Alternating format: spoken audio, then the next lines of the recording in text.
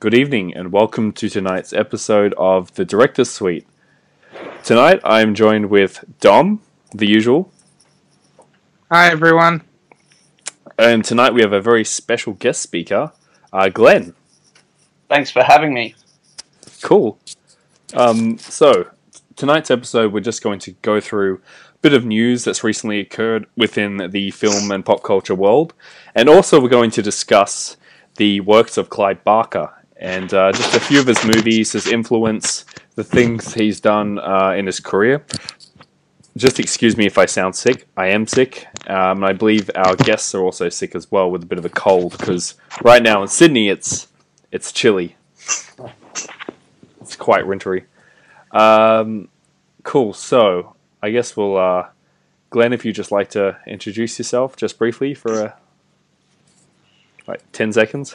Sure. My name's Glenn. I'm a big comic book enthusiast. So he'll bring that knowledge to our team.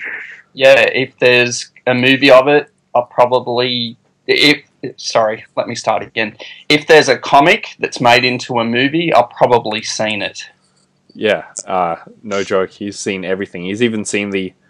I think you imported, what was it, the old Captain America from 1990? Yeah, Albert Puin 1990 Captain America. It was one of the very first movies I watched when I worked in a VHS rental store in the 90s. Yeah, so Glenn has also worked in a video store, so all you retro sort of horror fans out there who love your VHS collecting, Glenn is the man to ask, because he was actually there during that time period.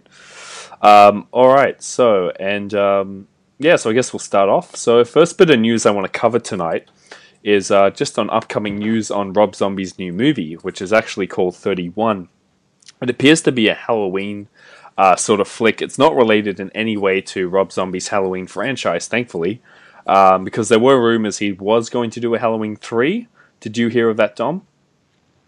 I did hear about that, and to be quite honest, I look forward to the day when he's distanced himself completely from the whole Halloween vibe. I think that it's been done to death by him. I'm not a fan of his last few Halloween efforts. I didn't mind House of a Thousand Corpses and even Devil's Rejects, to a lesser degree. But I've just looked up now. Obviously, before you mentioned 31 to me, I'd never heard anything about it. And if it's a departure from Halloween, I think this is a good thing, because I think that's not where his talents lie.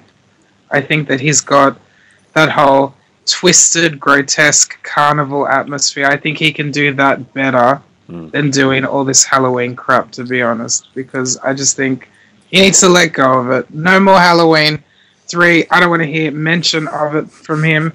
I think this could be a lot better. But you obviously know more about it. Maybe you should talk a little bit about 31.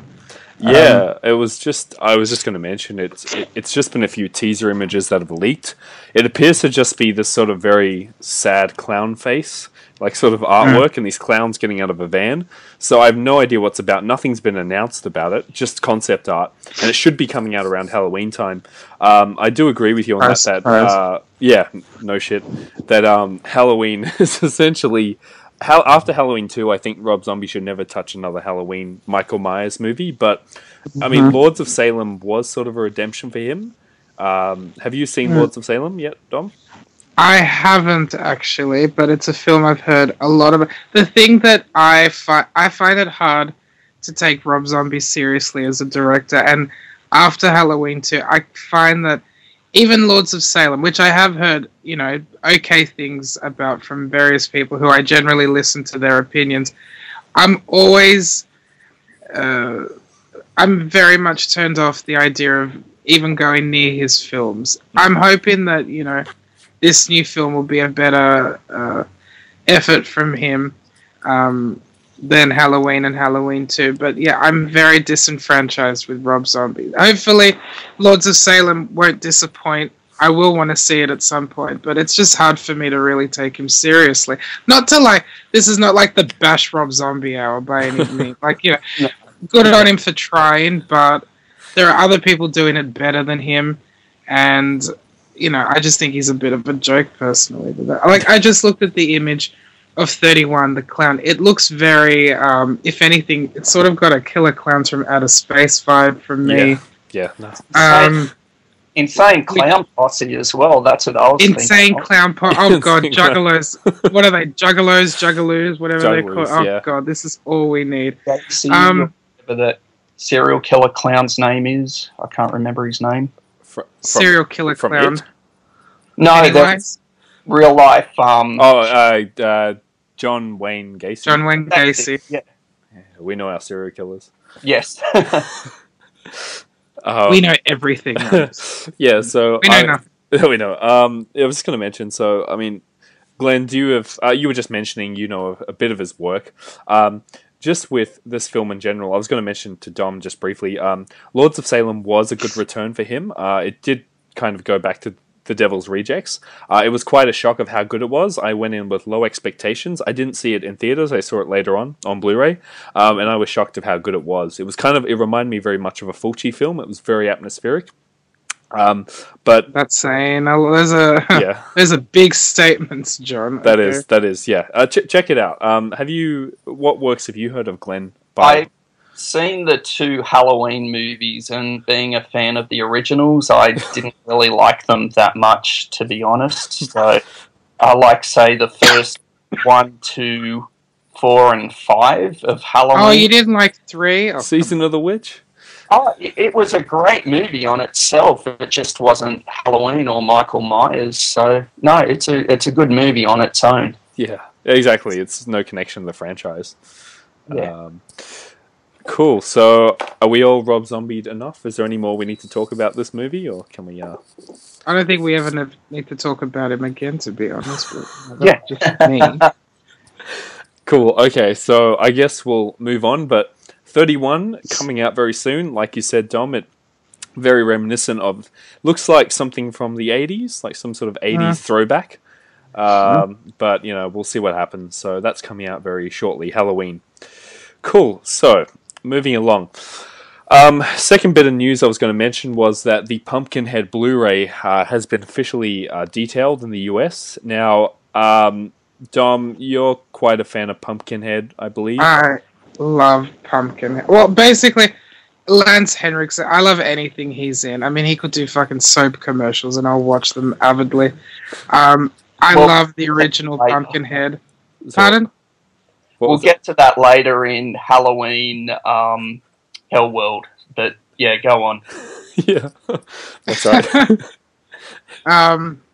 No, I'm a very big fan. I watched the original Pumpkinhead when I was very young, and obviously, like, already being a horror fan, and anyone who loves, a good creature feature sort of film, very creepy, not overly scary. I mean, I'm pretty jaded as a horror viewer. It takes a lot to really scare me, but it's a very nostalgic film for me. I watched it when I was very young, and I love the effects in it. I love the design of the creature.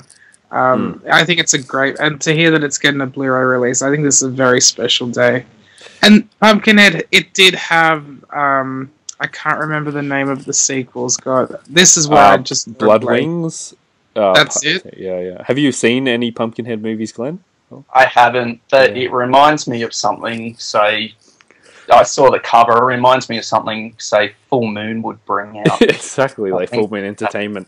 Yes. Yeah. But it's interesting because Pumpkinhead, it was, I believe, an actual real production by MGM, not a cheap backyard movie. So it wasn't like a low budget, B grade film. It was like an actual Hollywood big budget film. Yeah, and it's surprisingly good. Especially, I haven't seen any of the sequels, but they are bringing out part 2 on Blu-ray as well in the US. So, and it's garnered quite a following, I think. Yeah, I think it's one of those special. It's one of those special in the subcategory of like special horror movies where the film is actually pretty good. I think it's very good, but again, I'm biased. But I think it's a film that it's better than what you think it's going to be. The acting's great in it. And it's got this loyal band of followers. Like, I love it. I think everyone should watch it. Yeah. And I love a few years ago when Rue Morgue did a retrospective on it, and just reading about it. I hadn't seen it in years, and reading about it, and meeting like the kids that are now, you know, fully grown adults, and you know how this film has like spawned all these. I actually haven't seen any of the sequels now that I think about it. As a standalone film, I think it's wonderful. And I'm just going through. You've written all the special features. Yeah, so I'm looking at them now. There's a lot. We've got a audio commentary by screenwriter Gary Guerini and creature effects Tom Woodruff Jr. There's also a Pumpkinhead documentary, which will actually feature the evolution of a demon. So it's going to run through essentially the behind the scenes of Pumpkinhead. There is a feature called Demonic Toys. Now, not sure if that's related to the Full Moon film. Probably. No, it's just the name of the feature. That's interesting. I presume that, Glenn, you're a bit of a, you know, your Full Moon stuff quite well. Yeah. I've seen Dull Man, of course, directed by Albert Puen. I know of Demonic Toys, so this little extra is not Pumpkinhead versus Demonic Toys or something like that. I hope not. That would be awesome if it was. And we also get a behind the scenes footage, still gallery, and a theatrical trailer. So that's pretty packed. Pretty packed release from Scream Factory. So, I mean, Scream Factory, they're essentially releasing a movie like every week. It's insane. Love their releases. They do it right. Yeah. Do you think they're going to burn out soon? There's potential. I mean, like they're releasing. Because that's just my fear with so many run out of great DVD and Blu-ray companies. You know, it just I just fear that they're just going to slowly stop. I don't know. I've just always got this fear. I'm again very jaded, but it would be sad to see that they would just suddenly stop putting out all these wonderful releases. Well, I mean, Death Star, for fuck's sake. Well, I was going to mention now, it appears like they're scraping the bottom of the barrel with movies, because they released like The Final Terror, like some bad slasher movie. I think, but they also released some really solid efforts last year. I think they released Darkman. Glenn, that might interest you. Yeah, Darkman on like an actual proper special edition. I believe the previous Blu-ray was just like a studio one, like Warner Brothers, Universal or something. But yeah, it's going to be a pretty exciting release, and it's coming out in October, so perfect time for Halloween, so you can import. And well, here's hoping that this spawns a local release, because this did get released locally on DVD many years ago. Yeah, through Universal. And I think I've got that DVD, but you know, it would be great to see a local Blu-ray release from someone. Yeah, wink, wink. Hint out there, yeah, exactly. Umbrella shock. Anyway, so cool, awesome. Anything else, or we can move on from Pumpkinhead? We can move on. You okay, Glenn, to move on from Pumpkinhead? Totally. Okay. All right. So cool. So moving on. So next thing I was going to bring up was this is a bit of cinema talk, higher class cinema talk. Recently, today, Criterion announced their new titles for October, and one of them, actually, last month's titles are pretty good. They announced Eraserhead, Roman Polanski's Macbeth, and a few other titles. But this month, they announced a Tati box set. Now, do you know about Jacques Tati, Glenn, at all, the comedian? No, I don't. He's kind of dumb. Have you ever heard of him? Yes, I have. Yeah, he's essentially a silent film actor, but more or less, there's going to be a local release of the Blu-ray box set. Cool, so we can move on from that. Anything else you'd like to add to Tati? They did get released by Umbrella a few years ago, didn't they? There were the DVD releases. They did, Or am I imagining things? No, you're right. It was like a $100 box, and it had him as like a tall silhouette, like sketched on the front. It was a pretty rare set too, but the new Blu-rays are going to be 4K. Essentially, he's like a precursor to Mr. Bean. So it's kind of like silent comedy. But yeah, Madman's releasing it locally, and Criterion's releasing it in the US. So it's pretty exciting. I'm a fan of Tati, so if you are a fan of his sort of humor, it should be right up your alley. All right. Just on that topic quickly, I mean, box set releases in this country, I just find that in the past, I mean, some just go for it, even when they're first released, insane amounts of money for what the films actually are. I don't know if you remember, years ago, there was a Alejandro Jodorowsky box set, which retailed for like $75, $80, and I never ended up picking it up. Just because, for the sheer fact, I just refused to spend, $80 for a box set. I know, I imported my copy from the US for like $30.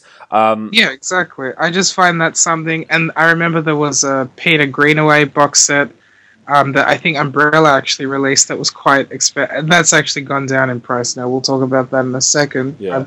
I'm just reading your list here. Are there any... Yeah, I'm one step ahead of you, John, don't worry. That's good. But I feel like, there's something about box set releases in this country. I don't know, am I alone in this? I feel like occasionally quite box ridiculous sets, amount of money. It's gotten better now. Previously, they were extremely expensive. Glenn, do you have any bad box set memories? Well, recently they bought out the Alfred Hitchcock box set, and if you look at the American or the UK... It's missing a movie. Sorry, what was that? Is it missing a movie, if I'm correct? It's missing... North by Northwest? Yeah. Yeah. And if you look at just the packaging, the American ones have these beautiful books that like booklets that you can just pull the discs out of. Ours are like, same with the James Bond box sets as well. They're just these plastic junky things that you just take the disc out of. So I haven't been happy with the packaging of the Australian sets. Yeah, it feels like there's like a lost in translation when it comes to our shores. And it feels like it's really insulting because you're paying more than the US or UK set and you're getting less. And it's just, I don't know what they think. I mean, there are companies, obviously, like me and Dom discussed, like Cinema Cult, who actually care on their packaging. But is it just me, or a lot of distributors just like, oh, Australians won't give a shit. We'll just put in a cheap plastic case and chuck it out there. I don't know. I just can't figure it out. They don't see a collector's market in Australia? Is that the reason? I think that might be part of it. I mean, we've got a stricter ratings board than they do, at least over in the US, where a lot of films get released as, what do they call it over there? Do you remember how they're just like out of classification, like not rated? Is that what they call it? Yeah, unrated. Unrated, yeah. They release. I couldn't. Sorry, it's been a long day, people. I couldn't think of the exact word there. They release, and a lot of the films. We've been talking about Scream Factory. A lot of the US release. These films will, number one, probably never get a release in Australia. I don't know. Do they figure that there's just no market? Clearly, there is a market because there are people like us. And many people that we know who are dedicated to these kinds of films.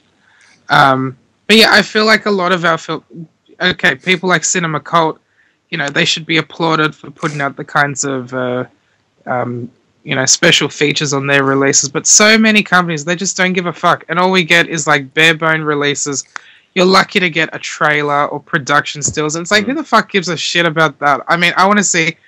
fucking in-depth, I want to see, I want to know what is happening during a production, Exactly. I'm sure, Glenn, you've probably come across this, where you get bare bones in comparison. Yeah. Case in point was the release of They Live on Blu Ray in Australia. Oh, yes. Yeah. I love the Scream Factory's release of that with the commentary, the reversible cover and everything like that. Yeah. Sorry. Yeah, this one here, yeah. That's it, yeah. Yeah, sorry. Viewers, I'm just holding it up to tease Glenn about, and you have a UK Monsters coffin set. Oh, I'm very jealous. Sorry. Didn't mean to. That went very quickly. They sold out pretty fast. Yeah, I thought I'd get that because I was, again, disappointed with the Australian release we were getting, and it was actually cheaper to import from Amazon UK. Yeah, because you get the VAT off. Yeah, the VAT. Sometimes it's just cheaper to order from either Amazon or eBay or any of the other online sellers than our own local releases, and I think that's a pretty sad commentary on Blu-ray and DVD releases in this country. But anyway, we're harping on now. Maybe we should. Yes, so moving on. One more quick thing I want to mention was that Umbrella is actually having a special sort of sign sale going on. So Yeah, I saw that. yeah, don't know if you saw this, Glenn. It was pretty much like they've got essentially a bunch of signed DVDs for sale. So they're signed by directors or cast. Like what was that? Sorry. I'm sorry. I said I did see that. I'll have to look into it. Yeah, basically, for example, like you can get a signed copy of the Dead trilogy by George Romero for $30. You can get I saw the Women in Prison set signed by Jack Hill. That yes, looks cool. a Women in Prison set signed by Jack Hill. I love Jack Hill, so yeah. I know, yeah, same. We also have like With Nail and I signed by actor Paul McGain. We've also got Spider Baby, actually signed by the director Jack Hill. So, I'll grab the Dogs in Space, signed by Richard Lowenstein. I love that movie. Yes. That's a good film. Is a good film. Do you both have the what is it, the tin, the steelbook edition that Umbrella put out? Yes, Glenn's holding it right now. Yeah, I love that movie. It's one of the movies I watched during my university years. So. And again, the Peter Greenaway set, which is now $50. I think that went. I can't really recall the exact price, but I think that was like $80 or $90 when that first recommended, and now you can get a something signed copy. Ridiculous, Cheaper. And now you can get a signed copy for $50. So says it all. There's also so it's pretty amazing. So head over. I'll link it on this podcast, but if you want to check it out, they have some. That's pretty good pricing to consider it's signed by a director or cast member. It's a piece of memorabilia, and you're pretty much just paying recommended retail price, plus you're getting a signature on it, or in some cases you get it cheaper. So and also there's also a Rolf D. Heer one. So if there are any Rolf D. Heer fans out there, like myself, who likes his alternative Australian cinema, that's there. Anything else to add to this? No.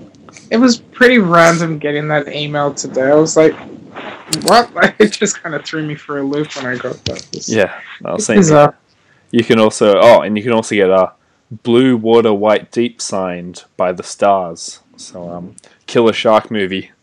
Might want to pre-order right now. And Cinema Paradiso, a great film. Not horror at all, but classic. A great film in itself. So yeah. Classic little film. Anything else to add, Glenn, or shall we move on? No, nothing. That's it, nothing. But overall, it's pretty cool. So I'll add the link so you can check it out and get your signed DVDs and Blu-rays. Cool. So moving on, I guess that's all the news covered. I guess now we're going to come to the main feature of our podcast, and that will be focusing on Clive Barker. Now, I presume that everyone listening and ourselves, we are all Clive Barker fans.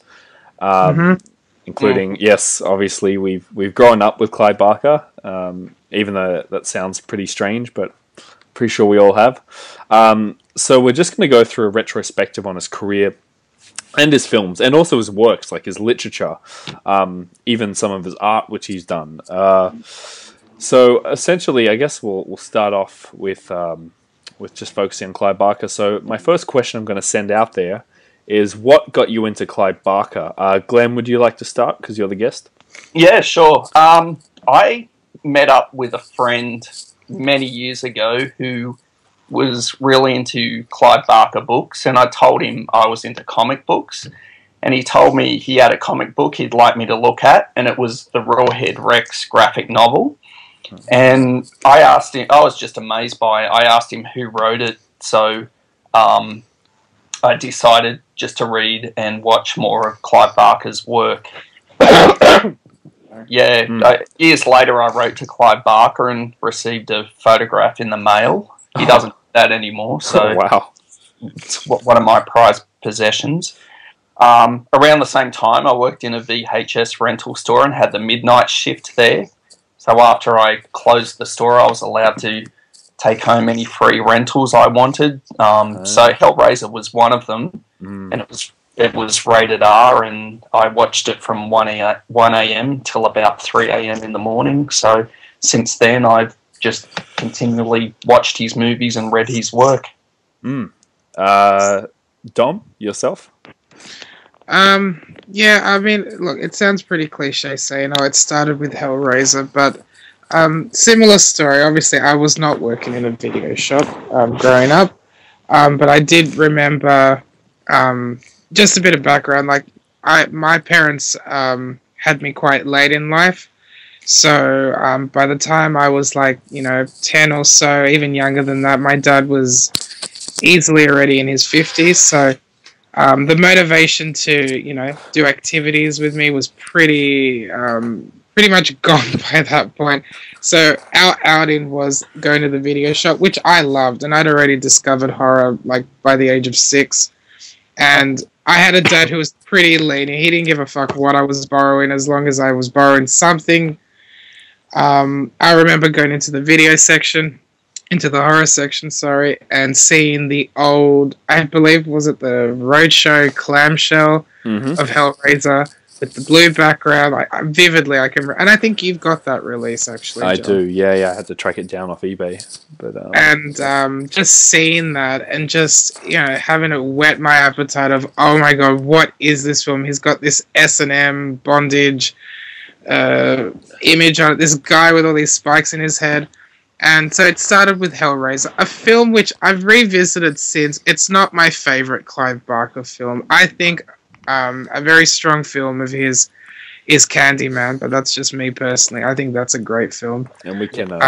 Agreed. Yeah, I agree. We can talk about that later. But yeah, for me it started with Hellraiser, and then years later, tracking down Hellraiser 2, Hellbound. It was just everything. It was... I mean, for me, like, the first one, I probably saw it when I was, like, 8 or 9. Again, my dad didn't give a fuck. I was watching Texas Chainsaw Massacre at the age of 6 or 7. He didn't know what I was borrowing, and back in the... I don't know what it's like. Well, obviously, we don't have video shops anymore, but as long as you had an adult with you, they didn't care.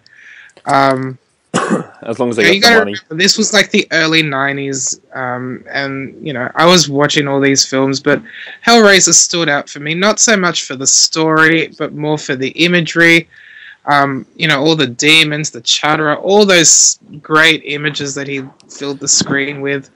The guy that got skinned, it's still, I watch it now, not so much, as a testament to his filmmaking, but more as a this is where it all kind of started for me, sort of thing. So that's my memory. Hellraiser.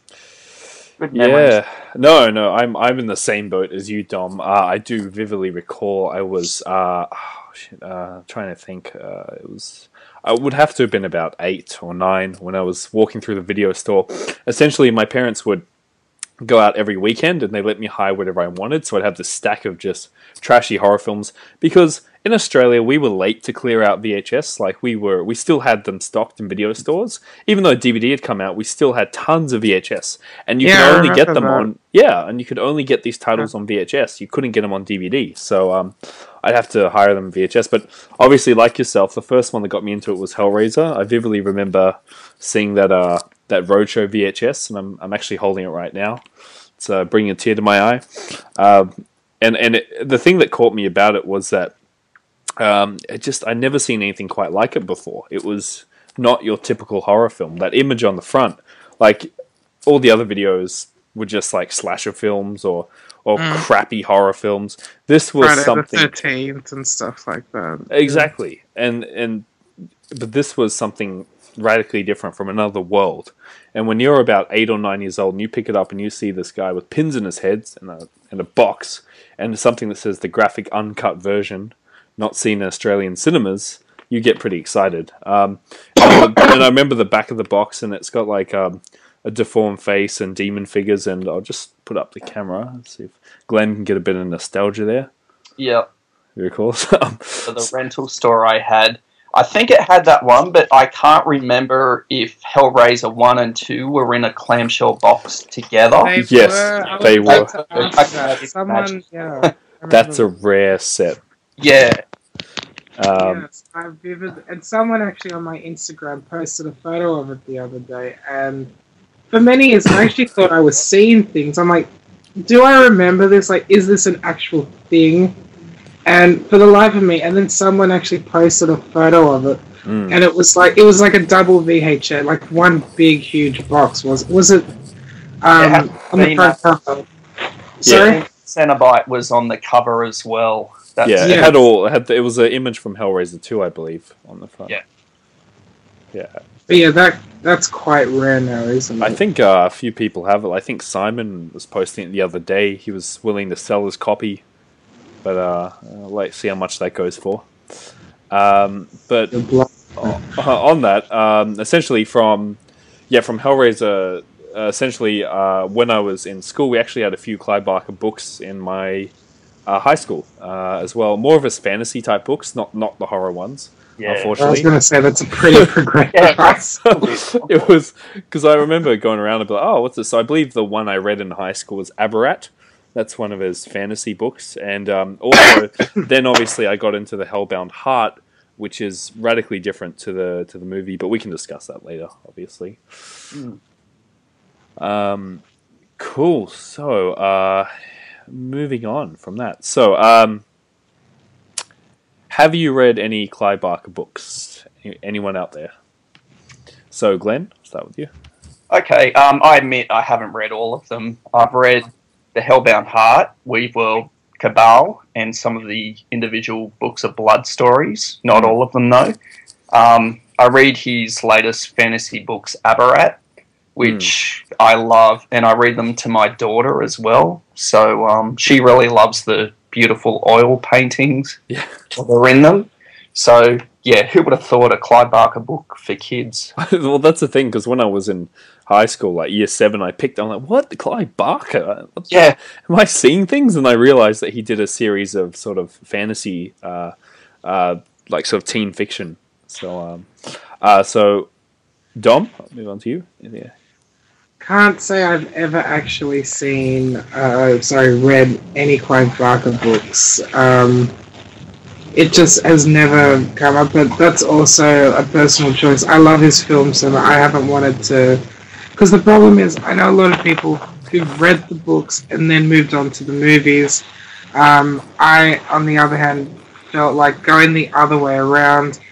I hate going from movies to books, so I've just chosen not to read them. But yeah, I've heard lots of great things about it, but I'd be lying if I said I'm going to actively search out and read his books in the near future. And I'm much more a visual person, and I'd want to complete watching all the films before I started reading any of the books, to put it that way. But yeah, that's me. No, I understand. I'm very similar. I prefer visual. But the only Clive Barker books I've read is, like I mentioned, Aberrat in high school. I then read The Hellbound Heart, which I had to track down going from bookshop to bookshop because it was actually quite a rare book to track down. And the other book I read is obviously Cabal, and I read that because of Nightbreed. There was no other reason. So, to be honest, I haven't read many of his books, just the essentials, if you would say. Yeah, if there's a next movie, whatever he brings the next movie out, I'll probably read that beforehand. So, if they brought out Son of Celluloid from one of the books of blood as a movie, I'll read the story beforehand. But I am looking forward to the limited edition signed Midnight Meat Train that his website's bringing out in hardcover slipcase, whatever that is. Looks great. Really? Yeah. That oh, I'm echoing. Do you hear that? Oh no, it's gone now. Yeah, that sounds intriguing. I'll check it out. So what we'll do now, I guess we'll move on. Anything else to say? I mean, about his writing style, I find it very similar to that of, obviously Stephen King. I hate to sound very, very generic, but he has that sort of style of writing. That's what I find personally. Glenn, could you compare him to any other authors? Do you see? Not really, but it's interesting you mentioned Stephen King because Clive Barker has said himself that Stephen King, he didn't really take off until Stephen King said some really nice things about him one day. Yeah. Everyone just clamoured for his work. So, no, it's interesting you make the comparison. Because there was that, let's see, that quote on the Hellraiser poster that was, I've seen the vision of the future of horror, and his name is Clive Barker. So that was some praising towards Clive. Well, it's something we've seen a million times before. So often, you need the stamp of approval of a pre-established, author, figure, whatever you want to call it, before people actually, get off their asses and do something about, Exactly. investigating the person's work. So I guess it's a good thing. It is. Cool, so we'll move on now, I guess. Anything else we have to add about his literature, or we can thoroughly move on? Good to go ahead? Okay. Yep. Excellent. Cool, so I guess the next thing I was going to mention was, this is a pretty obvious question. What is your favourite Clive Barker movie and why? So, Glenn, pass it to you. Do I have to choose one? For the time being, one. We'll recap his career. I know this is difficult. It's a very hard question. Okay. I was going to say Hellraiser 1 and 2, but if I had to choose one, I'd put it down to Hellraiser. The reason being, I don't really see Hellraiser 1 and 2 as two separate movies. I see it as one story. Yeah. And probably the reason we said before, here in Australia, some rental stores had it as a double VHS pack. And if you read some of I don't know if you guys read the latest Boom Studios comics of Hellraiser at all, but that's written partially by Clive Barker, and he references the first two movies. He doesn't really reference the sequels at all. Oh, really? Not even Hellraiser 4? No. We'll cover Hellraiser sequels soon. But yeah, I see what you mean there, Glenn, because essentially that they were made back to back. They've got the same actors, same sets. They feel very connected. It's kind of like Superman 1 and 2 in a sense, where they just follow onto each other. And I think that, well, we'll get to that later, why the first four movies are so good and the rest are not. Yeah. Wait, did you say the first four? Well, yeah, I probably shouldn't have said that, but hey, that's your opinion, but that's okay. The fourth one. Well, we'll get to the fourth one. We'll get that when we cover films. If we must. So, Dom, do you have a Clive Barker favorite?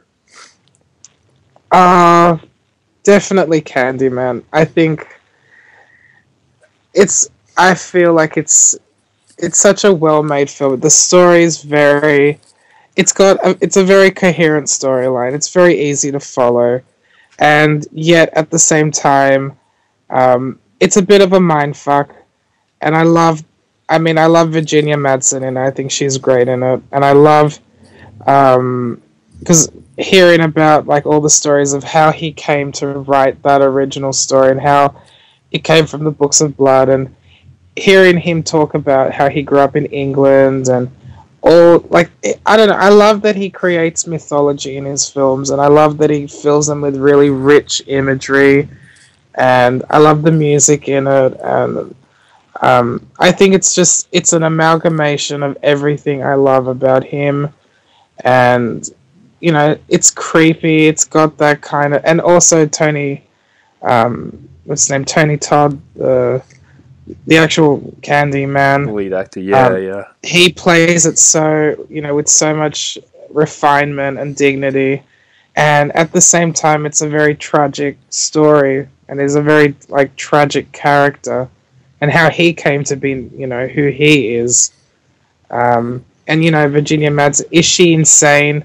Is this actually happening to her? You see that bit where she's in the asylum and they're watching the video back, and it's like, did that actually happen? Well, clearly it's not happening, but it just sucks you in so much. I love that. I just watched it not long ago again.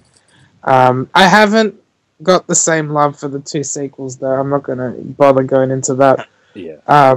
But I feel like the first one, like for me, it's one of those perfect films. I think it's just perfect. Everything about it is perfect. The whole race thing as well, how he talks about, in Cabrini Green with the tension between, not only like the black and white communities, but also like the actual communities in that area, between the gangs and people who are just trying to raise their kids and live their lives. And I think it's a fantastic film. That's definitely my favorite, hands down. Yeah, Candyman is a really good film. How about you, John? Yeah, I was just thinking then because I'm indecisive. I really did like Midnight Meat Train from 2008, but he didn't direct that. He simply produced it. But with a lot of movies, he produces them. To be honest, I will still have to say Hellraiser 1. The reason for that is it's my favorite Clive Barker film because you can see that it's his first film as well, and it was him just learning as a filmmaker what he was going to do. His first film he directed. And the thing that I like about Hellraiser so much is it's more of a family drama than a horror film. The Cenobites, they're just sort of a side thing. The main thing is really about this family that seems to be essentially falling apart with, Uncle Frank coming back. And it's just the special effects, the soundtrack, everything about it. And because it has got a bit of nostalgia for myself, because it was the first the first Clive Barker movie I saw, I keep it very closely to me. So every time it comes on TV, I'll watch it from start to finish. Same with Hellraiser 2. I'm very split, Hellraiser 2. They're meant to be back to back. But I think that Hellraiser 1 is a better film than 2, personally. And I just, like I said, like it because it's directorial debut. Cool. Right. Well, so moving on. Good to move on. Yeah. All right. All good. 2 thumbs up. Excellent. I guess the next thing I was going to put out there, just quickly, we're at the 40-minute mark. What themes do you see float in Clive Barker movies? And this is an open discussion, so anyone would like to say anything? I think I can start. The main thing I was going to mention. How did you get the ball rolling, John? Yeah, with Hellraiser in particular, he does have this underlying theme of S&M with his characters. Like Hellraiser 1 was originally meant to be called Sadomasochist from Hell, but they decided Sadomasochist from Beyond the Grave. That was the original title, but the studio decided unmarketable, really. Yeah, unmarketable. So it's very unusual, but a lot of the films have this sort of essentially Hellraiser has got themes of bondage with the chains and hooks and flesh and pain, and I do notice this occurs in quite a lot of his movies that pop up, that sort of like whole flesh concept. And Candyman, the whole idea of it is that he has a flesh hook, and fear is flesh, and it just tends to pop up in a lot of his movies. And that's just something I personally noticed. Not sure if anyone else sees that. So that's just how my mind works. But anyone see any sort of themes in his movies or? Death, the afterlife. Yeah. It's something that's really big in Hellraiser and Nightbreed. What happens after we die? Yes. Yeah, good point. Also, the theme of monsters and evil. What is true evil? You see that in Hellraiser. Is Frank? They even have a character called Frank the Monster in that movie. And again, in Nightbreed, you've got the whole Midian people fighting the police at the end. Who are the real monsters? Who are the bad guys in this? Who should you really go for? So it's something that's in those 2 movies in particular.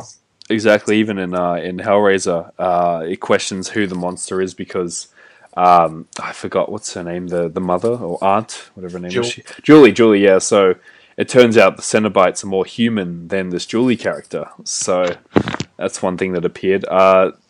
Dom, do you find anything, or I guess we kind of said it all? Well, I think it's a bit idiotic to talk about Clive Barker without talking about the fact that he is and has always been an openly gay man. And as a gay man myself, I obviously will watch his films I guess, with different things on my mind than the two of you. When I hear the theme of monsters, I can't help but think that is this his way of trying to work through his feelings of gender, of his identity, of how he's trying to fit in, how he's trying to portray, just a basic human something, which is, what makes a person good, what makes a person bad. And so I think there's issues of gender being played in as well, and just humanity. I think there's a lot of stuff going on in his films.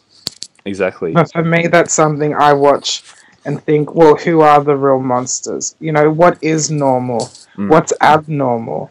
And it's the same thing with being gay. What is normal? What is, being gay? And obviously, I think it's something he's tried to play. And if you've looked at any of his art, through his paintings, there's a lot of really strong homoerotic stuff in there too. I'm trying to remember, was there one of his works called Blood Liquor, something like that? Like, it really stuck out in my mind. I think so. Really, like, graphically vivid art. I love his work. But yeah, I think that's definitely something I respond to, is the whole sexuality, gender, identity, all that kind of stuff too. No, same here. I agree with that, because when I watch it, I forget sometimes that Clive Barker is gay, and sometimes when I'm watching his movies, that's why I was mentioning earlier with some of that S&M like subject matter, it is very like sexualized, his violence, and it does kind of make that question: who is the monster? Like him as in society, like him coping, and I guess that his films and his art is a way of kind of expressing towards society in general and how he feels about himself. So I think that's a really good point you brought up there, Dom. And it helped to legitimize the S&M scene, I think, because I don't know if it just happened, the two scenes were supporting one another, where he was already, like, he was using the imagery and the fashion and the S&M style of PVC and rubber and that whole kind of look. And was it feeding... There's clubs dedicated to that whole scene right now. Oh, darling, I know. I've been to those clubs, believe me. Okay, and they're not for just anybody to walk in. And you have to be Cenobites. I think you have to be a Cenobite to get in. I think that you have to have sold your soul to get into some of these clubs, truly. I think that he used that. The two kind of went hand in hand. He was using this and I think that helped to, maybe set him apart from other filmmakers. The fact that he was willing to go so out there with his imagery, having this whole bondage, sadomasochistic point of view, whereas others would have been like, oh, I'm not going to go there, that's too nasty. So maybe it helped to set him apart. And at the same time, it also made S&M fashion, at least, maybe that little bit more popular. Maybe people were seeing Hellraiser and thinking, well, I'm going to wear a PVC coat now. And again, I think that happened later on with The Matrix as well. I think there's been a lot of that kind of feeding that subculture as well. And it's a subculture that's still going strong. And I think it has part to do with Hellraiser, I believe. Yeah, it really did. Hellraiser was what? What year was 87. it? 87. My birth year. There you go. Yeah, see, it was meant to be. It was meant to be. Cool. So, so I think we've just covered a little bit about Clive. So now I guess what we'll do now is we'll just jump into some of his films and kind of just have a quick retrospective. So I guess the first Clive Barker movie we're going to cover will be Rawhead Rex. Now, I personally haven't seen it, but I believe it was Clive's jump into the cinema world, if that's correct. Glenn, you've seen it, I believe. Yes, he didn't direct it, but it is a very loose adaptation of the book.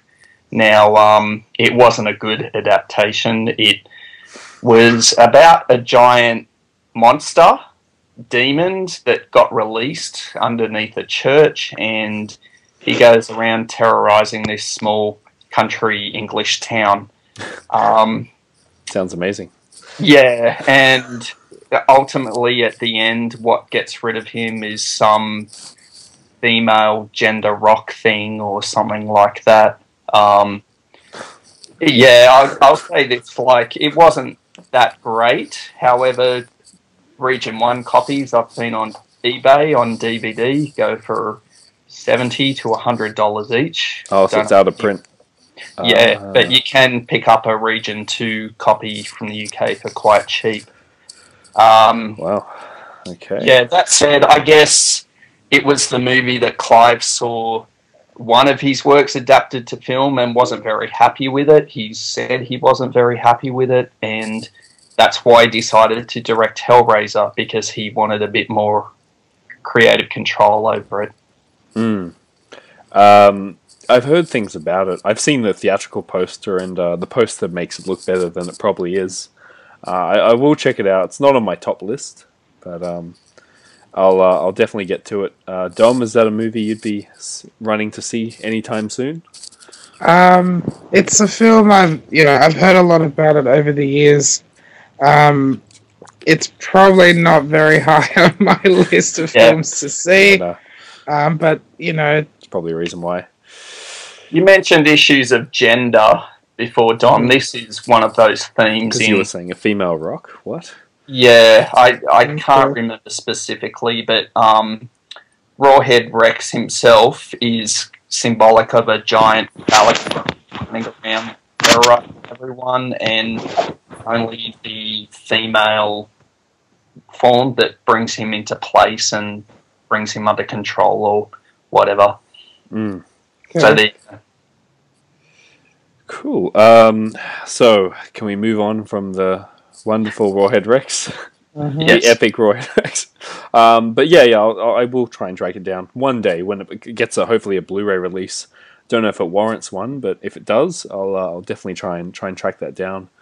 Local release. Cough, cough. So moving on, obviously that was 1986. So then in 1987, Clive got the chance to adapt one of his own pieces of literature, which was Hellraiser. So I think we've gone over Hellraiser quite a bit.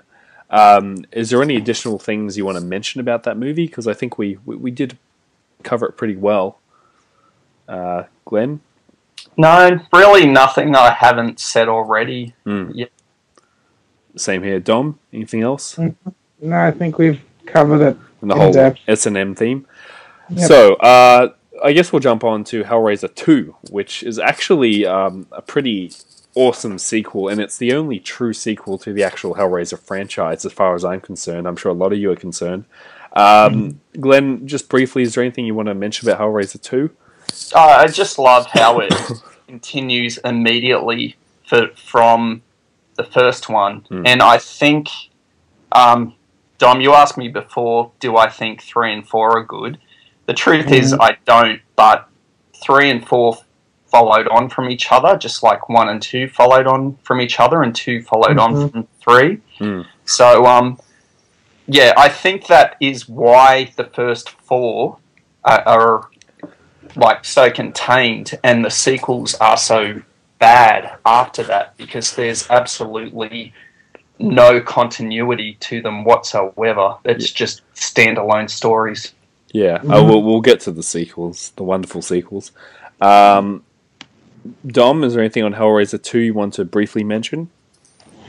No, I think Glenn's the go-to person with this, to be honest.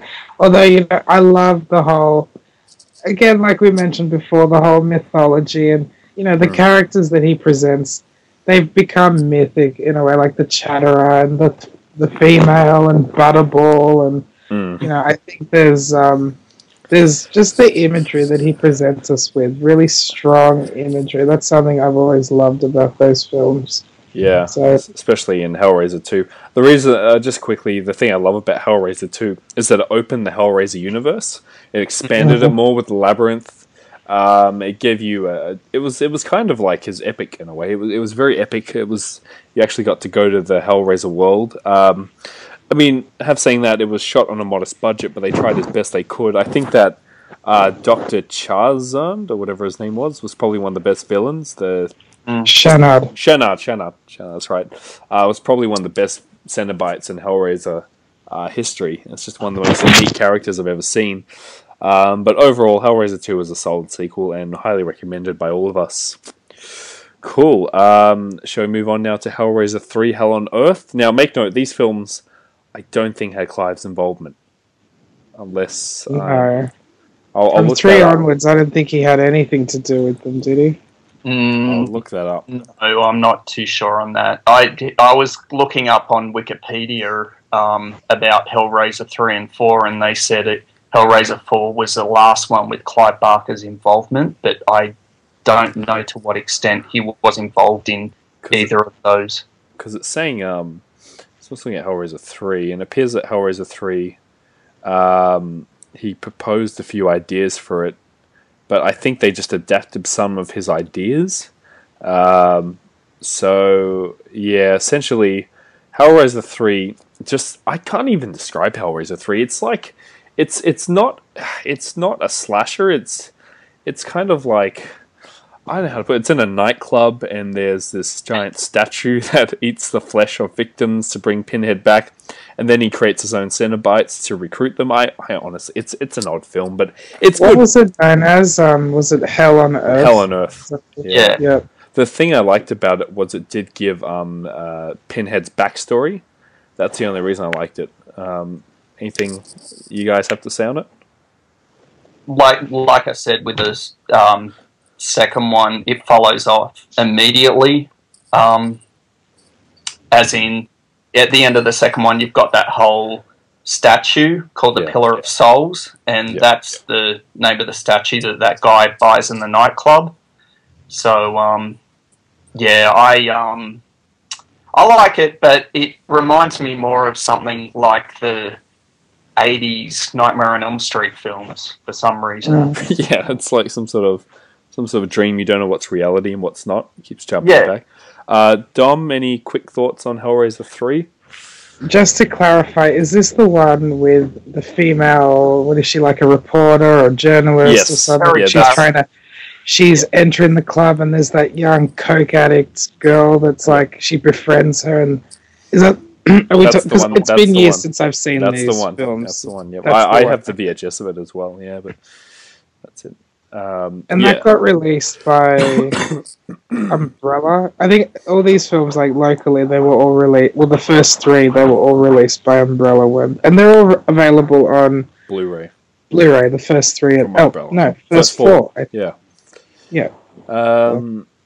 Cool. So, anything else to add to that, Dom? Or we can I just wanted to make sure we were talking about. Yeah, that's the right one. There was that side story with the reporter. And then one of them become a Cenobite with a camera in his eye, and he's like, "You see what they did to me, you bitch!" The one that shoots CDs out, the one that the bartender up in his head, the fire guy. Good Cenobites. Let me say that.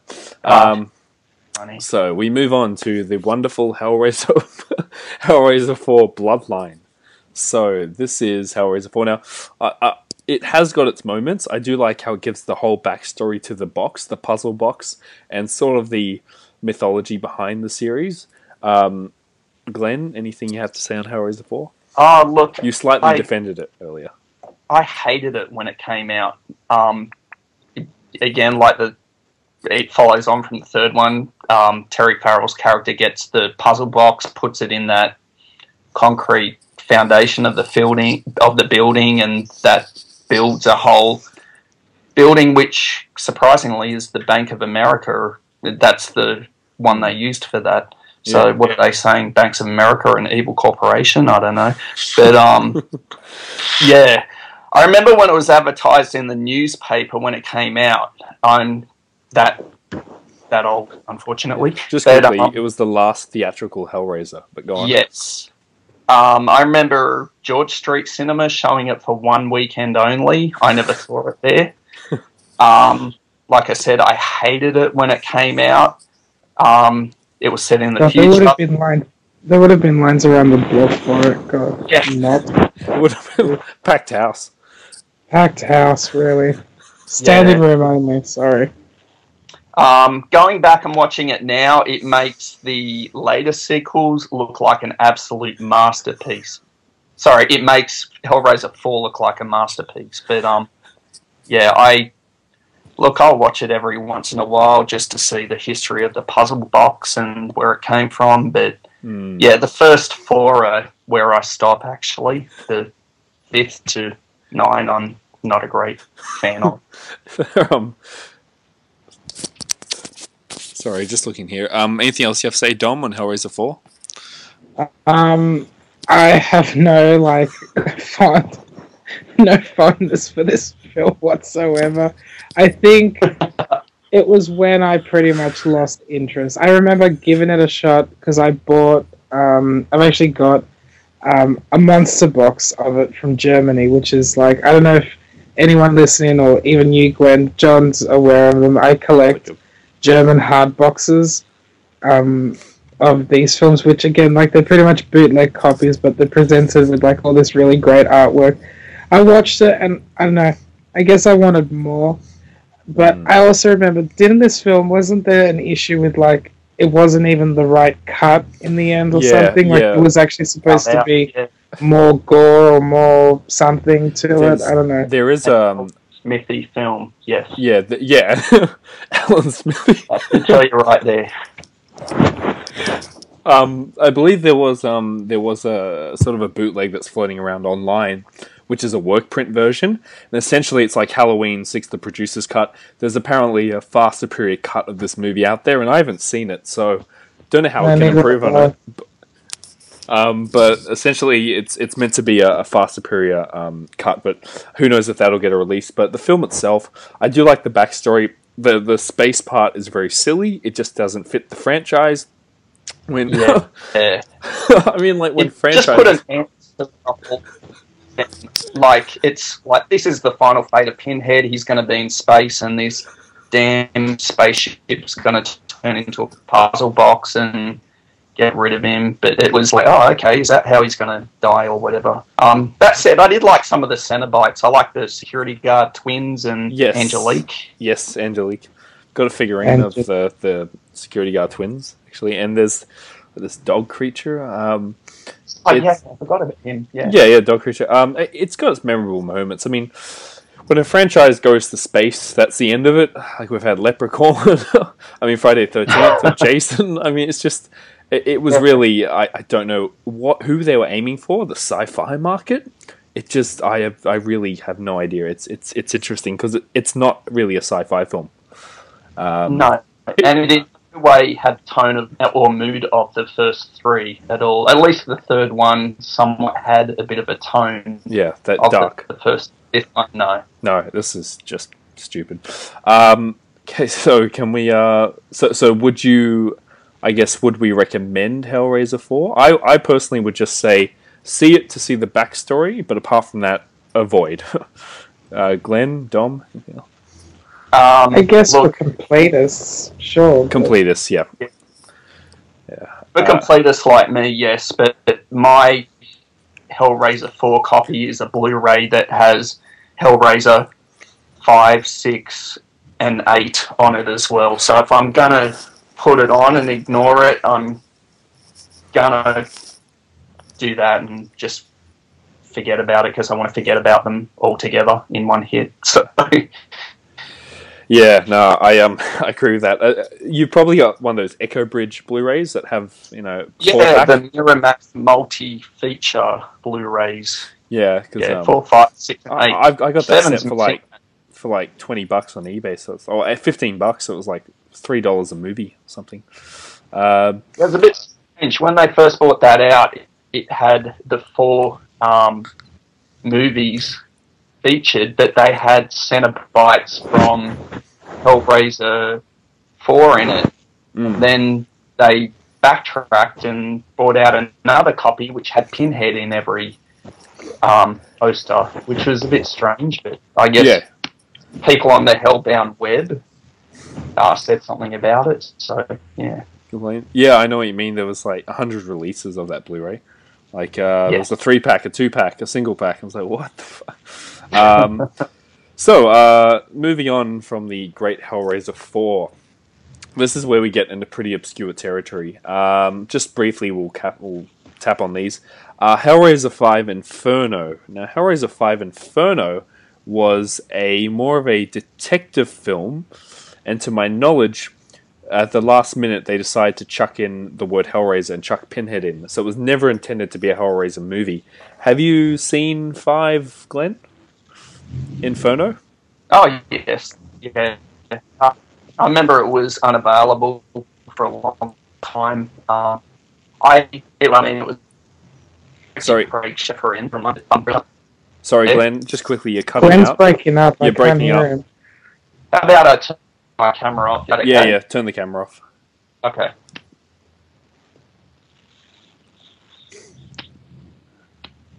Is that better? That's better. Yeah, I think the bandwidth being drained. Just Okay. talk. And see. Okay, I've seen Hellraiser 5. It was good seeing Craig Sheffer in it again. I guess whoever made it thought, hey, we've got a guy from another Clive Barker film, let's put him in there and That's right. we'll have success. I don't know if that's true, but yeah, it looks like that's their frame of thinking. I just see it as a standalone story. It's someone's personal hell, and yeah, that's it. No, I don't watch it that much. Between 4 and 5. 4 is bad. 5 is when things get worse. So things go from bad to worse, and I just can't even, as a young'un, say that. No. Dom, do you have any feelings on Hellraiser 5, Inferno? Given I haven't seen it, it's very hard to have feelings for or against. It's it's not. Well, it's I'm actually pretty much mute on these later ones because Yeah. I haven't had any desire to see them. I still don't, and I think it's laughable that they're still trying to keep the franchise going when. Anyway, yeah. That's just me. Well, Hellraiser 5 was actually funny enough, like Glenn said, it was actually a pretty rare movie to come by. So it was actually the last Hellraiser I've actually seen. I think I went 1, 2, 3, then I went, some of the other sequels, then 5 was the last one I actually saw. As a detective film, it works. It just didn't need to have Pinhead in it. It was just unnecessary. It was just a cash-in, just a market grab. It has that early 2000 vibe to it, like, sort of a, slick sort of production values, but, yeah, pretty bad. All right, so, moving on, we have Hellraiser 6 Hellseeker. Oh, my God. Oh, man. And these are all straight to DVD. Straight to DVD. Yes. Yeah. What can I say? It has got Kirsty Cotton, who was in the first Hellraiser, for like a brief cameo, I think. Yeah. And then she said something along the lines of she did it, paid for a fridge or something like that. But something along those lines. I read a quote by her that the plot or premises they've taken. Are you guys familiar with Carnival of Souls? Yes. Yes, of course. It's the plot's very similar to that. The husband and wife in a car accident. The husband can't find his wife, and then he realizes, spoilers, of course, but if you really want to watch it, he's the one that's really dead all along. But yeah. So it's Carnival of Souls with Pinhead. Yeah.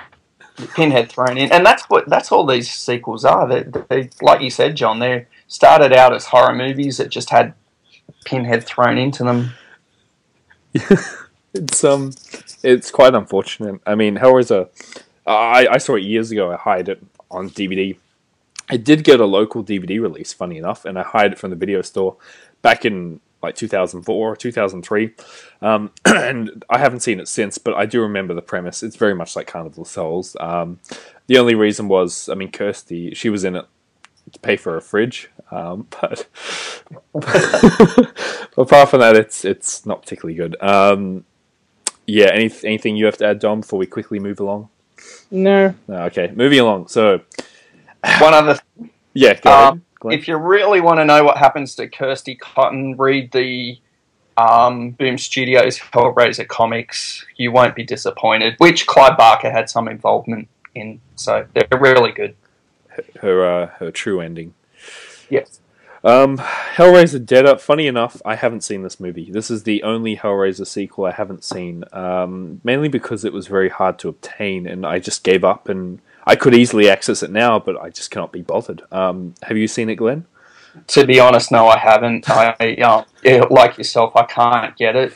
I can't find it. It's not on. It's not on those Blu Ray packs, is it? No, it was missing from the 4-movie set on one disc. Why? So no, I haven't seen it. It's available as a standalone, but I'm just not going to fork out the money, knowing it's a bad movie for one Blu-ray that's really expensive. So no, I'm afraid not. I'm scratching my head why this wasn't included in that multi-pack. I mean, it's the same studio.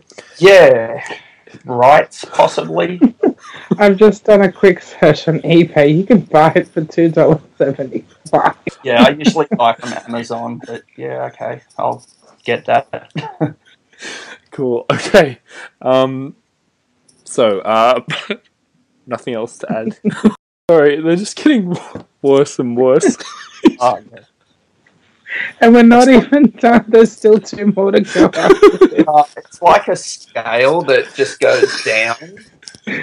Like, the first one's a 10 out of 10. This is like 10, and then wait till we get to 9. But like,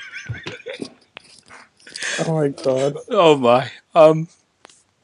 Hellraiser, Hellworld. Glenn, would you like to? Do you have anything to? Yeah, when I saw this one, I thought, really, this is what Hellraiser has turned into—a bunch of teenagers playing computer games together and being hunted down one by one, like Friday the 13th. The only redeeming thing about this movie is you see a young Henry Cavill in it, Man of Steel, but no, and Lance Hendrickson, he's in it. Yeah, Hendricks as well. But apart from that, no. Because I remember seeing the trailer to it, and from what I recall, I saw it, I ended up seeing it, but I was just essentially it became a teen slasher, and this is the point when it was because Hellraiser was never a slasher film, but no. it should not be associated with the slasher genre. But Hellraiser 8, it appears to just be part of the internet boom. They thought, hey, you know, video games are popular, the internet is taking off, let's make a movie based around the internet. And very similar to that, we also had Halloween. Dom, you can help me out here. What was the one with, it was like sort of a reality TV show? You probably know, Glenn. Halloween 7, I think, was Buster. Wasn't Resurrection. Resurrection, that's the one. Resurrection. It was Resurrection. Because what was it? There was Resurrection, the newer one. So there was Resurrection, there was... What was the other one? H2O. It would have been Resurrection, sure. Yeah, and this was around the same time period where I think movies were kind of just going for the whole internet boom, and and I saw it, and it's pretty awful. I saw it like when it first came out, 2005, 2006, and haven't watched it since. And I was really excited about it because obviously, I was getting into the horror genre more, and I discovered Hellraiser 8 because a new Hellraiser movie's coming out. Oh my god! So I saw it and it was typical trash. Anything else to add, Dom or Glenn, on this masterpiece? Well, I've just done a quick Google search. I just want to play catch up with these. I love how you keep introducing each one with this real legitimacy. It's like, why are we even bothering? Anyway, I've just done a quick search and a little. Just a little piece of trivia that I didn't know was that Lance Henriksen was originally offered the part of Frank in the first film, but he turned it down to star in Near Dark. I did not know that. So interesting. All right. Little piece of horror trivia for you. Same time period, 87. 87, yeah. So and this is his only appearance in this franchise. In the entire Hellraiser franchise was in this film, so that's still not enough to make me watch it. Sorry, Lance.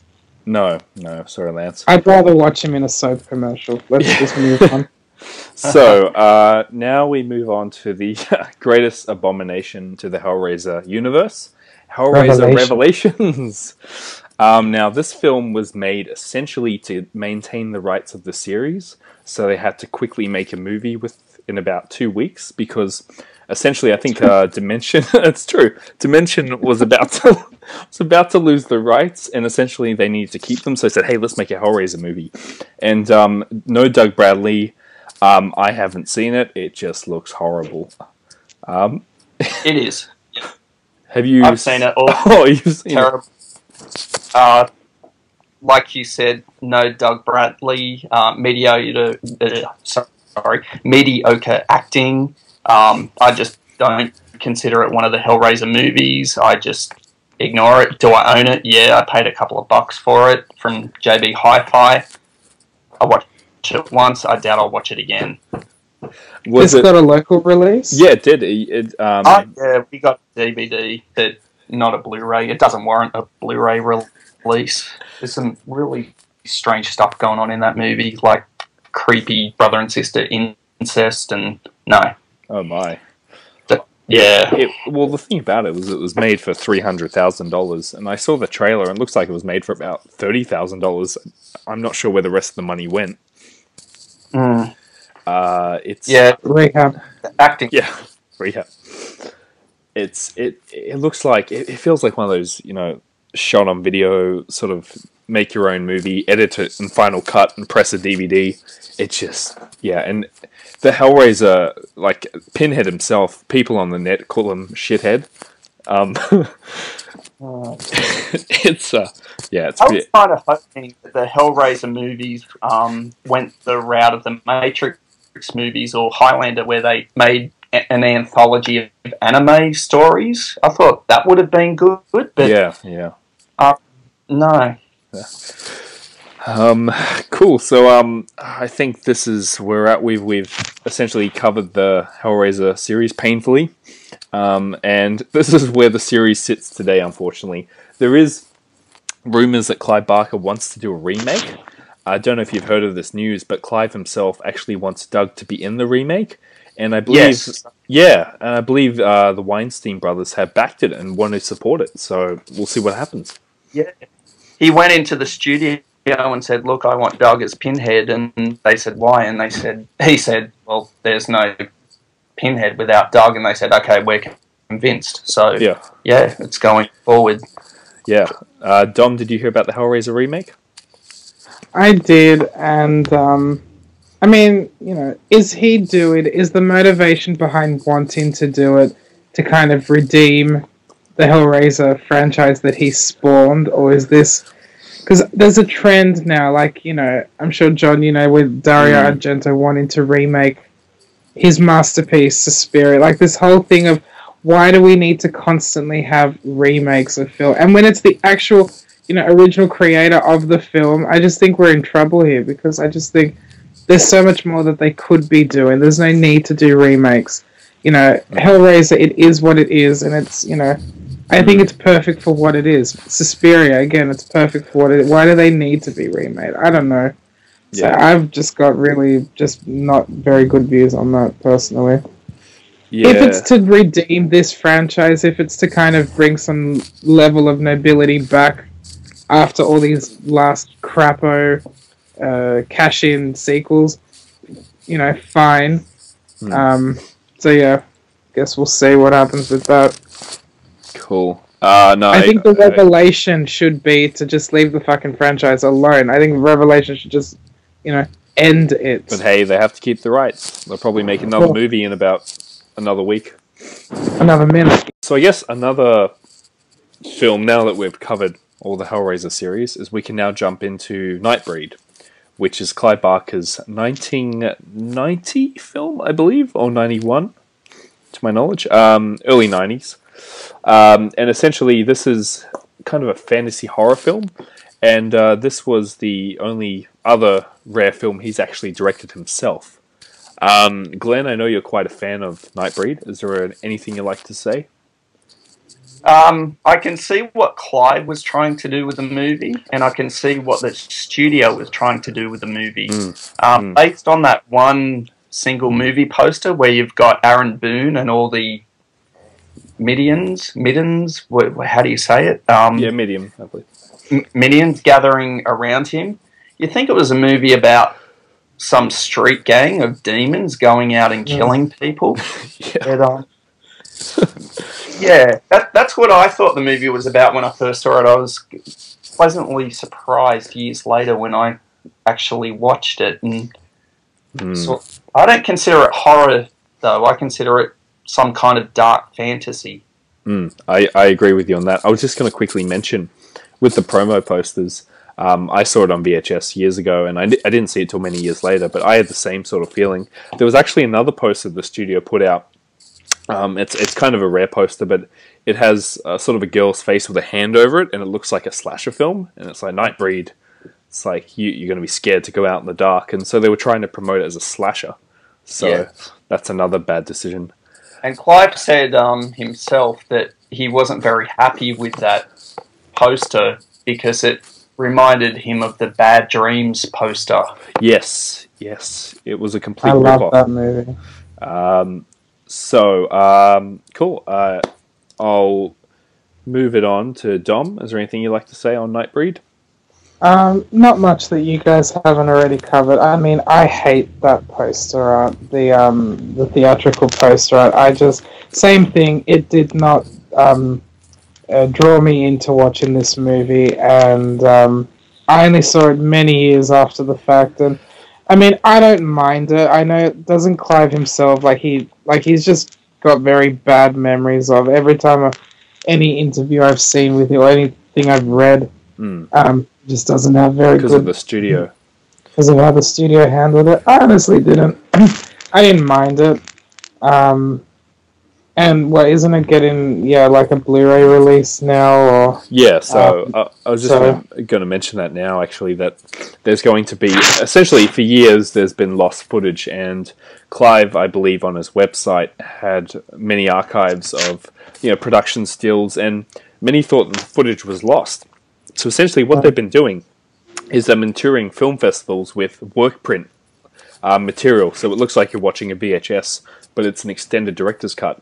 So now I believe that Scream or Shout Factory just recently found the film reels. So they're actually going to be doing a full restored director's cut.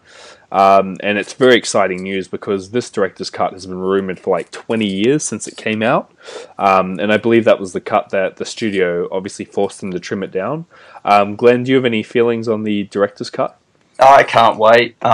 You saw what Clive was trying to do, pushing the envelope from one of his literary works to a movie, and he's just going to push the envelope further, as in see his true vision of what he wanted the movie to be. So that's great. Oh, it is great. And the other thing I love is the Blu-ray artwork. I don't know. I think it really does sell the film for what it was meant to be, especially because there were two posters. There's the 2-disc one and the 3-disc one. I think that when you messaged me that morning that it was on Amazon, I jumped straight on my computer and I ordered it because it's limited to 5,000, the 3-disc edition. But I think it's much better artwork. Have you seen the artwork? Obviously, you've seen Glenn. Dom, you've seen the new artwork? Is that the one with the blue writing on it? Yes. Yeah. The jagged font, which I like that. Yeah. It looks great. Yeah. It's certainly going to be... I can't wait for it. So I've pre-ordered my Blu-ray, so I went all out for the limited edition set. Glenn, which set were you thinking of getting? I was thinking of buying both because I do like the art on the first set. I was going to say that too. Yeah.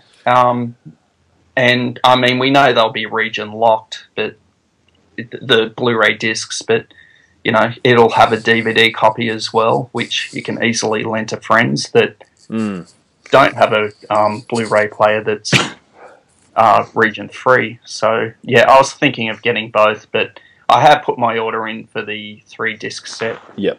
As well. And the annoying thing was that for the time it was only available on their website, and Shout Factory don't ship outside the US. So I was waiting for that pre-order date on Amazon. So I'm in the same boat too. I was thinking getting both just because the artwork's so beautiful on both sets.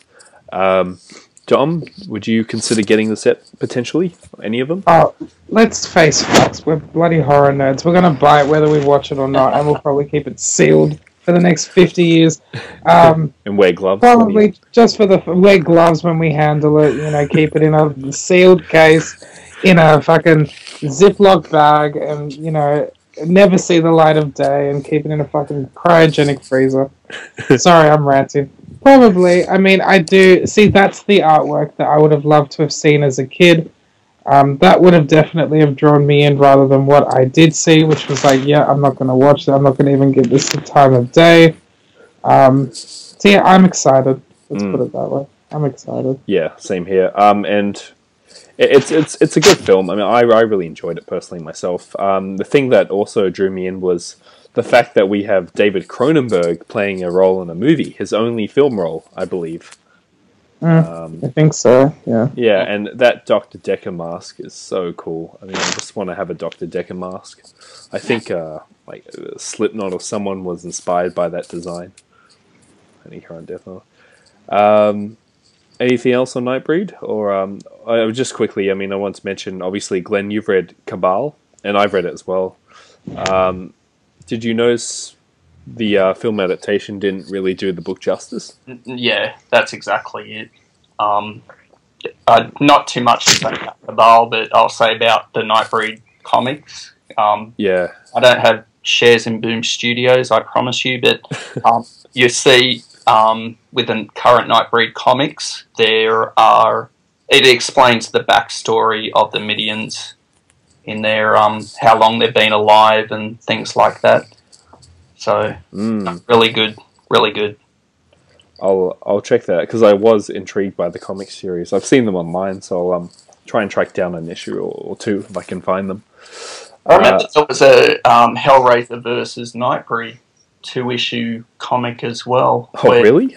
Yeah, the Cenobites were the orders of represented order, and the Nightbreeds represented chaos, and they were fighting each other, and it's a painted comic. So. Oh, really? Okay, I'll definitely look into that. Sounds like my cup of tea.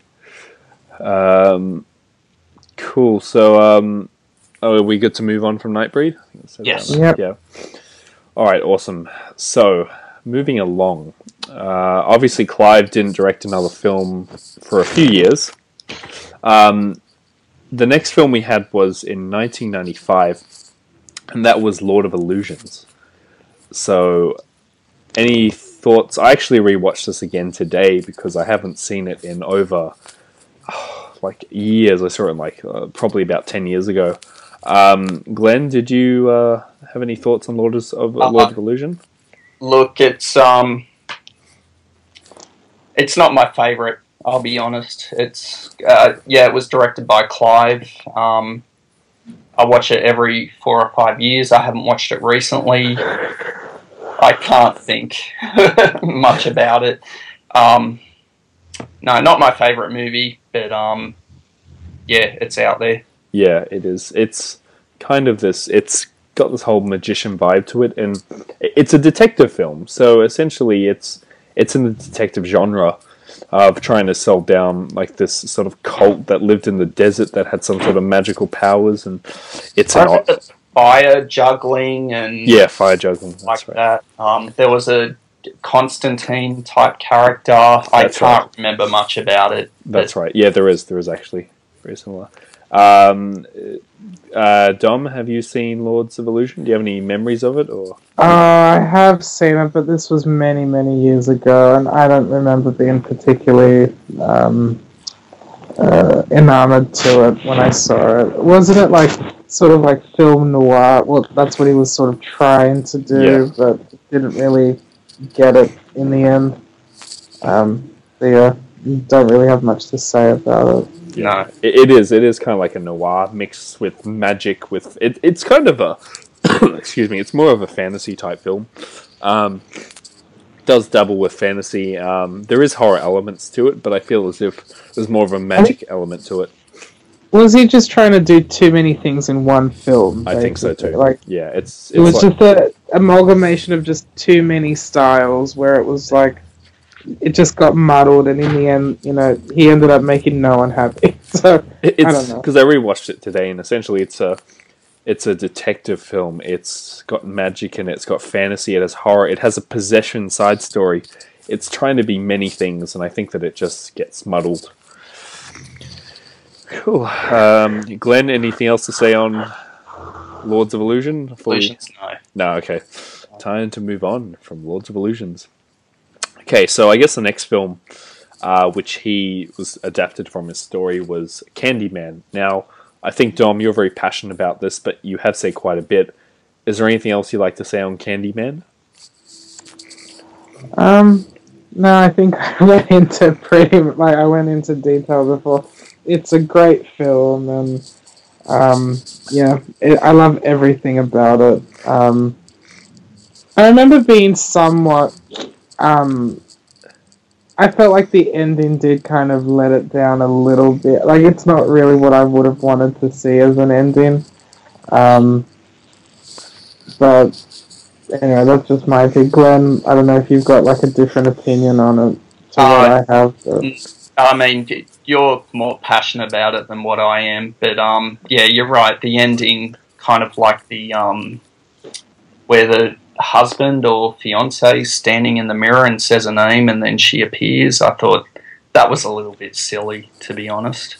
I think it was unneeded, to be honest. Yeah. Like, we've built it up to this point, and he's crying and he's all remorseful, like, oh my god, like, and then he's reminiscing about all the good times and, how she actually cooked and cleaned and kept the house for him, and it's like, yeah, you're nothing but a misogynistic asshole, and you've got this young bimbo who doesn't wear a bra, flaunting around the apartment, and it's like, really, is that how we needed to end? I don't know. That was just me, personally. I was interested by the whole Topeka Green town in the film as well. Cabrini Green. Oh, that's it, yeah. The whole housing situation, I thought that was pretty full-on, that places like that actually exist. And because they filmed it in actual, like, all those buildings, like, that was all real-life location, and they actually got shot at on the last day of filming, and they had to pay the gangs pretty much to keep them happy. Yeah. And they have like guides to like take them around these places, for fear of being killed. But yeah, I love like Tony Todd. I just like, he's a Shakespearean trained actor, and I just think like everything about it is just so perfect. Virginia Madsen's perfect in it. Tony Todd's perfect in it. And like, there's a few like sort of really creepy under your skin moments. When she's looking through all the slides in her apartment, and she's going through the slides of when she actually went to Cabrini Green and went in the actual house of this guy, and she's taking photos of like suites to the suite, all those like awesome graffiti artworks that she's, and the big mouth, that really iconic image of the open mouth with the teeth. And she's looking through all the slides, and suddenly you get to that one slide, and she's like, "Wait a minute!" She focuses it in, and it zooms in, and it's like, dun, dun. It's like, oh my god! Like, that really, like, yeah. I watched it not long ago, so it's very vivid in my mind. So. But I think it's a very well made film.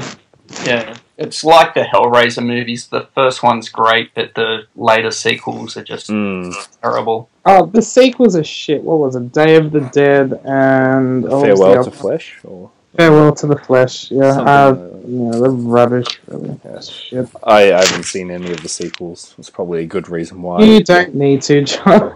You don't need to. I think I'll avoid them. Cool. I think we've covered all of the Candyman series, unless there's any other masterpieces on the Candyman underrated sequels. No? Okay, great. We'll move on. Cool. So, moving along. So, we've covered Candyman. So, I'm just grabbing out list here. So, obviously, we have some of the more recent adaptations, which, Clive produced or was based off his own work. One of them recently was Midnight Meat Train. Now, I personally love this movie. I thought it was a return to Clive at his finest. It was a great little film. You've got what's that soccer player? I can't think of his name. Jones. Vinnie Jones, that's right, on a train just mutilating people. And you wonder, what are you watching? And then by the end of it, it all makes sense with this twist ending, which I don't want to spoil. Glenn, did you like Midnight Meat Train? Loved it. My wife and I sat down and watched it one night. And my wife's not a horror fan by any stretch of the imagination. Yeah. But she said, that was awesome. Do you have any other movies like it? And then we put on Candyman, and she liked that as well. So, very chilling movie, yeah. I just hope it doesn't... I've heard there are sequels coming out, but I really hope it doesn't go the Hellraiser route and eight different sequels that are terrible. So Midnight Meat Train. Yeah. It's like in an internet cafe. Vinnie Jones going around. Dom, do you have any feelings on this movie? Love it. Yeah. Absolutely love it. Very well made. Despite... I think, was this one of Bradley Cooper's earlier role? Because he went on to do those... what are those films? Hangover, which I have not seen. I think so, yeah. He was in those, like... And they became, like, really big and, like, $multi-million. Was this one of his earlier films? I don't know. Yeah, I'm not sure. I'm not too sure. I don't really follow Bradley Cooper that much. Neither do I, but I just remember seeing this, and then years later when that came out, I'm like, wait, I remember him from Midnight Meat as a horror fan. We remember the obscure film.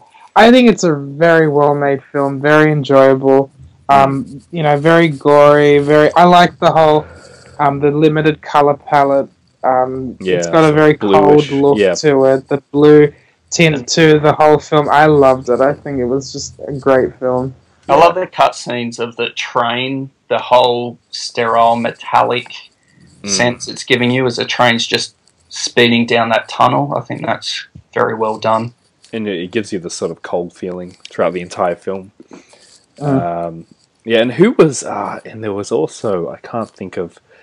Brooke Shields was in it as well. The art dealer. Sorry, I forgot about that. So, pretty... The baby killer herself. Yes.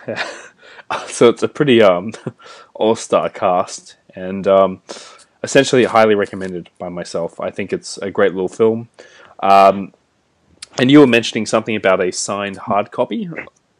Oh yeah, on the Clive Barker Revelations site or on their Facebook page, they mentioned a limited edition hardcover copy of the book coming out. I don't know how much it will cost, but yeah, it looks very nice. It's one of the Books of Blood stories, so yeah.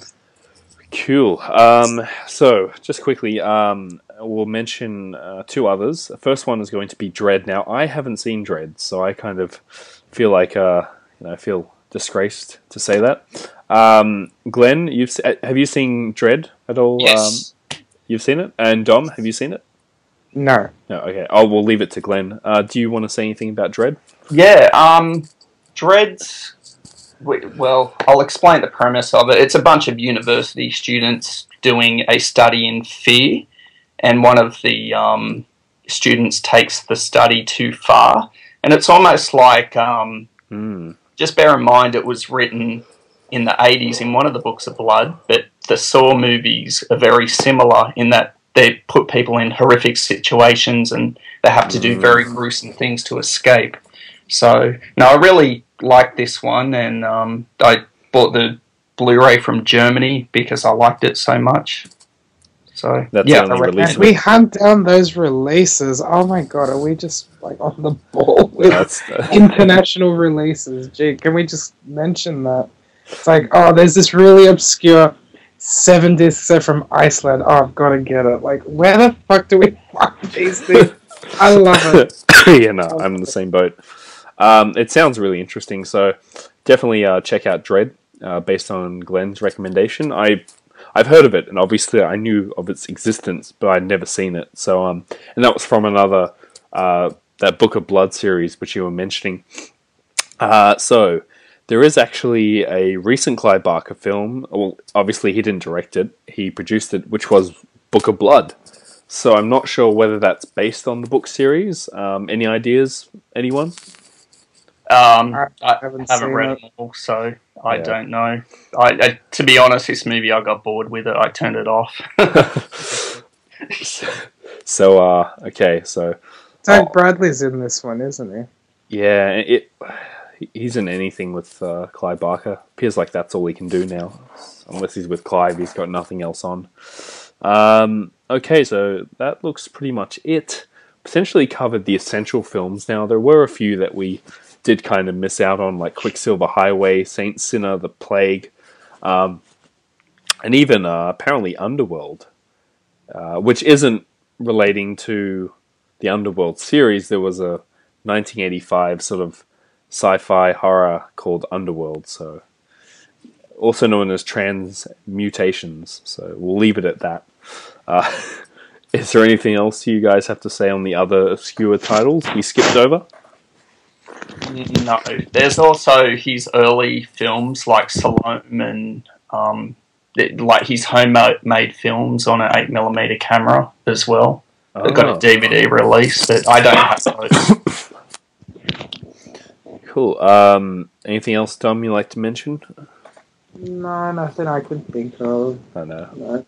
We've Thank you, Clive, for giving us Hellraiser. That's, I think it's, it is the film, the first film I'll always associate with him, and I think it's hard to talk, to even think about him without thinking of Hellraiser, so, yeah, thanks for unleashing that onto the world.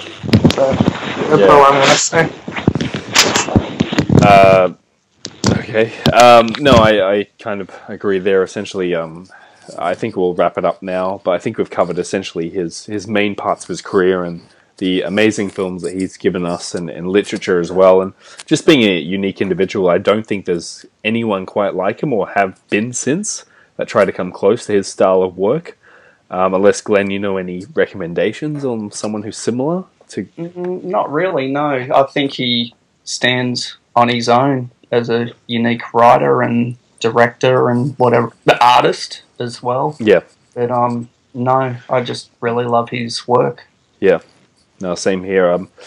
Essentially, I hope that we've been helpful to doing a recap on his career, so you can check out some of his films or even books that you may have missed out on. Essentially, this is going to be up on the website as on Director Suite Cast. Glenn is hopefully going to be a regular on our show. Hopefully. Absolutely, yeah. Yeah. I think we've recapped everything, covered some news. Anything else, Dom, you want to mention? Nope, can't think of anything. We've all had a long day. Yeah. Mm-hmm. And we got a bit delirious when we were talking about the Hellraiser sequels there. Yeah. Cool, well, I think that's about it. I'll try and get this up as soon as possible. Anything else, guys, you want to mention? No? No, thanks for having me. No, anytime, Glenn. We'd like to have you as a regular on the show. Good stuff. And, all right. Have a good night, everyone, and we'll see you on the next episode next week. See you then. See you then. Awesome.